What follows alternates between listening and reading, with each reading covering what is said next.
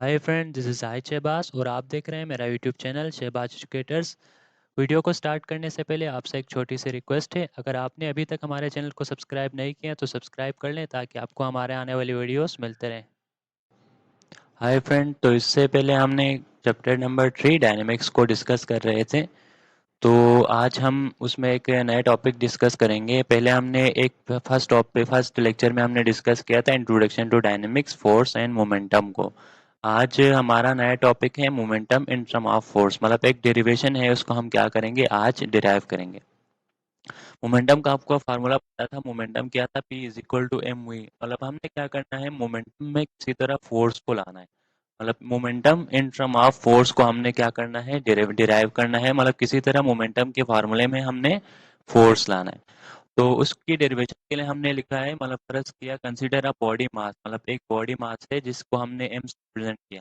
वो मूव कर रहे हैं विद द इनिशियल वेलोसिटी, मतलब एक इनिशियल वेलोसिटी के साथ मूव कर रहे हैं वी आई को, इसको हमने वी आई कहा। A force act on a body to produce acceleration, मतलब अगर वो मूव कर रहे हैं तो उस पर कोई फोर्स लगा होगा, उस फोर्स को हमने क्या कहा, एफ कहा, और उसकी वजह से जो एक्सेलरेशन प्रोड्यूस होगी उसको हमने क्या कहा, ए कहा। तो जब कोई ऑब्जेक्ट मूव करेगा इनिशियल वेलोसिटी से, तो जाहिर सी बात है उसका कोई फाइनल वेलोसिटी होगा। Therefore the final velocity after time will become vf, मतलब टाइम के बाद जब उसकी फाइनल वेलोसिटी होगी उसको हमने क्या कहा, vf, और टाइम को हमने t कहा। Note that if p is equal to v m v, आपको पता है मोमेंटम किसके बराबर था, एम वी के बराबर था। और इसमें क्या है, मास इज अ कांस्टेंट, मास तो कांस्टेंट है। Then change in the velocity changes the momentum of a body. Mass को तो हम कांस्टेंट है क्योंकि उसको हम चेंज नहीं कर सकते। तो जितना वेलोसिटी में चेंज आएगा उसका मतलब उतना किस में चेंज आएगा, मोमेंटम में चेंज आएगा, क्योंकि मास यहाँ पे क्या है, कांस्टेंट। तो इसकी वजह से हमने यहाँ पे पी आई मतलब इनिशियल जो मोमेंटम है उसको हमने क्या कहा, एम वी आई। मतलब इनिशियल मोमेंटम में इनिशियल वेलोसिटी आएगा, फाइनल मोमेंटम में फाइनल वेलोसिटी, और मास तो दोनों में क्या है, कांस्टेंट है, जिसकी वजह से मास दोनों में आ जाएगा। बात है, आपको पता है, फर्ज करें जब भी कोई चेंज निकालते हैं, मतलब बड़े से छोटे को माइनस करते हैं, तो हम भी मोमेंटम में चेंज की तरह निकालेंगे, final momentum minus initial momentum. Final momentum क्या था, एम वी एफ, और इनिशियल मोमेंटम क्या है, माइनस वी आई। ये किसको शो करते हैं, चेंज इन मोमेंटम को। तो यहाँ से एम को हमने कॉमन ले लिया, मतलब एम को दोनों से निकाल लिया, तो यहाँ पे वी एफ बच गया, माइनस वी आई बच गया। इनको हम क्या करें, both side divide by T, मतलब बोथ साइड हम डिवाइड बाई टाइम क्या करें, डिवाइड करें। यहाँ पे डिवाइड बाई टाइम आ गया और इस साइड भी डिवाइड बाई टाइम आ गया। बात आपको पता है, since the rate of change of velocity is an acceleration, मतलब V F minus V I divide by T किसके बराबर था, एक्सेलरेशन के बराबर था। तो इसके इसकी जगह पे, मतलब यहाँ पे हमने क्या किया, एक्सेलरेशन को कर दिया पी एफ, मतलब final momentum minus initial momentum divide by time equal to mass multiplied by acceleration हो गया। अब आपको पता है, according to Newton second law of a motion, इसको हम आने वाले लेक्चर्स में डिस्कस कर लेंगे। इसके क्या बताता है, force equal to m a, मतलब एम ए किसके बराबर होता है, फोर्स के बराबर होता है। तो यहाँ पे मास मल्टीप्लाइड बाय एक्सेलरेशन की जगह पे हमने क्या पुट कर दिया, फोर्स पुट कर दिया। तो यहाँ से हमें पता चल रहा है कि चेंज इन जो मोमेंटम है, मतलब यहाँ पे क्या पता चल रहा है, फोर्स जो है ना वो क्या है, यहाँ से मतलब टाइम के इनवर्सली प्रोपोर्शनल है। मतलब अगर आप टाइम को किसी सूरत फर्ज करे कोई किसी चीज से टकराते हैं, तो उसमें आप क्या कर सकते हैं, टाइम को अगर बढ़ा दें तो उसमें क्या होगा, फोर्स कम लगेगा, मतलब उसका इम्पेक्ट क्या होगा, कम होगा। तो यहाँ से आप देख सकते हैं कि जितना टाइम आप बढ़ाएंगे उतना आप उधर क्या होगा, फोर्स कम होगा, क्योंकि वो यहाँ से आपको पता चल रहा है टाइम और फोर्स एक दूसरे के इनवर्सली प्रोपोर्शनल है। तो यहाँ से चेंज इन मोमेंटम किसके बराबर आएगा, फोर्स मल्टीप्लाइड बाय टाइम। तो एक चीज यहाँ से आपने याद रखनी है, मतलब किसी भी चीज में अगर आप इम्पेक्ट के दौरान टाइम बढ़ाएंगे तो यहाँ पे क्या होगा, फोर्स उस पर कम लगेगा और उसको क्या, वो क्या हो जाएगा, बच जाएगा। इसको हमने यहाँ असल में उसमें यूज करना है एप्लीकेशन में, तो उसको यही समझा रहा हूँ। मतलब आपने ये याद रखना है, जब भी इम्पैक्ट के दौरान मतलब टाइम बढ़ेगा तो यहाँ पे फोर्स कम लगेगा, इस वजह से उस मतलब कोई ऑब्जेक्ट है वो क्या होगा, बच सकता है। सही, इसको हम एप्लीकेशन में डिस्कस करेंगे।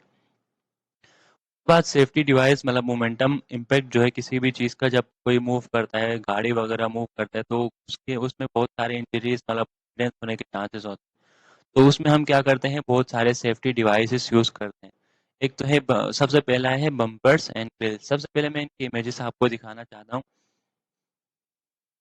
तो यहाँ पे ये आपको नजर आ रहा है, ये क्या है, बम्पर्स है, और ये क्या लगा हुआ है, ये ग्रिल्स है। मतलब ये आपने देखा होगा गाड़ियों के आगे पीछे, मतलब ये तो गाड़ी के पीछे आगे लगा होता है, और ये जो बम्पर्स है ये मतलब क्या है, तो आगे भी लगा होता है और पीछे भी लगा होता है।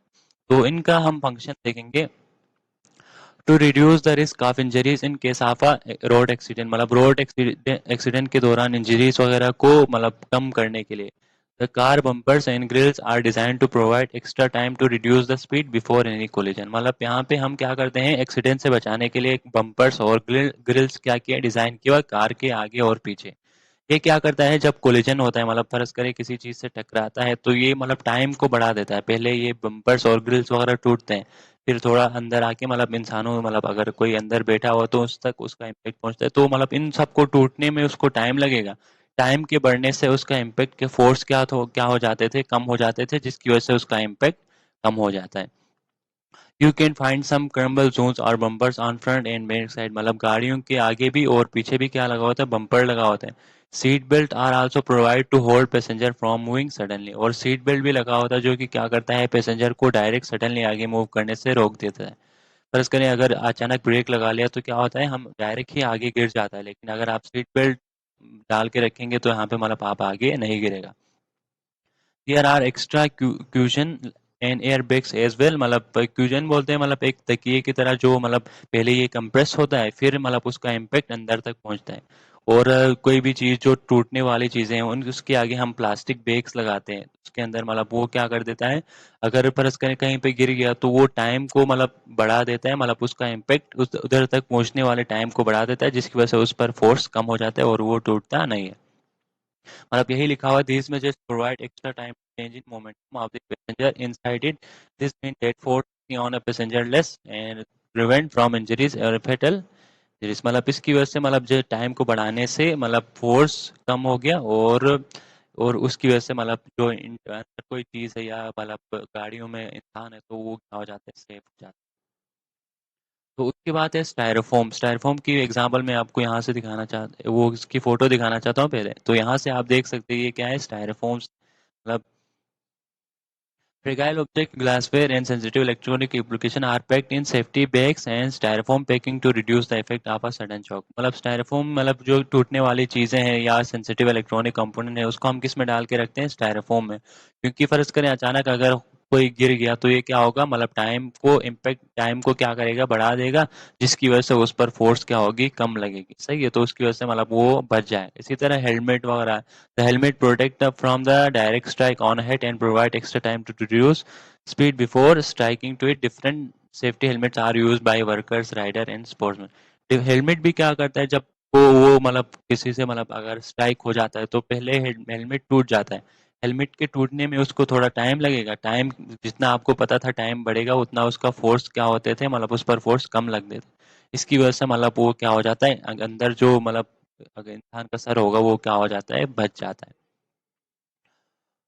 बात हम एक न्यूमेरिकल देखेंगे, find the force that can stop a body to rest in 4 second from its initial velocity of a 16 metre per second, the mass of a body is 3 KG. आपने क्या निकालना है, फोर्स निकालना है जो कि मतलब किसी भी बॉडी को स्टॉप करने के लिए जरूरत है इन 4 सेकंड में। टाइम हमारा 4 सेकंड है, और यहाँ से इसको हमने स्टॉप करना है किसी ऑब्जेक्ट, मूविंग ऑब्जेक्ट को। तो उस यहाँ से हमें पता चल रहा है फाइनल वेलोसिटी क्या है, जीरो है, क्योंकि उसको रेस्ट में लाना है तो उसकी फाइनल वेलोसिटी क्या होगी, जीरो।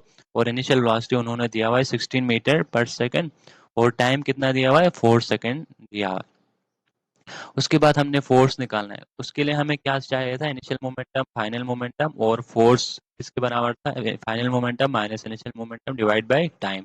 तो सबसे पहले हम क्या करेंगे, इनिशियल मोमेंटम निकालेंगे। इनिशियल मोमेंटम क्या था, M mass multiplied by initial velocity. Mass क्या था, 3 KG, multiplied by initial velocity 16 metre per second, तो इन दोनों को मल्टीप्लाई कर दिया तो 48 न्यूटन सेकंड आ गया। फाइनल मोमेंटम किसके बराबर आएगा, final velocity multiplied by final velocity, final velocity mass क्या, फाइनल वेलोसिटी मास क्या था 5, फाइनल वेलोसिटी 0, 5 0 0 हो गया। उसके बाद एफ क्या था, P F minus P I divide by time.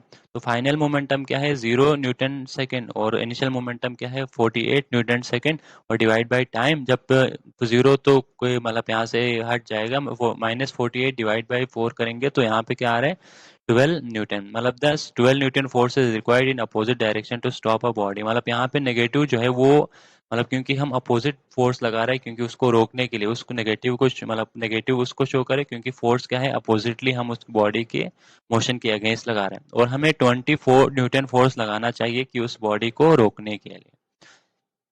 तो आज का ये हमारा लेक्चर था। उम्मीद है कि आपको समझ आ गए होंगे। अगर आपको ये वीडियो पसंद आए तो आपने हमारे चैनल को सब्सक्राइब और बेल आइकन को भी दबा देना है ताकि आपको हमारे आने वाले वीडियोस मिलते रहें।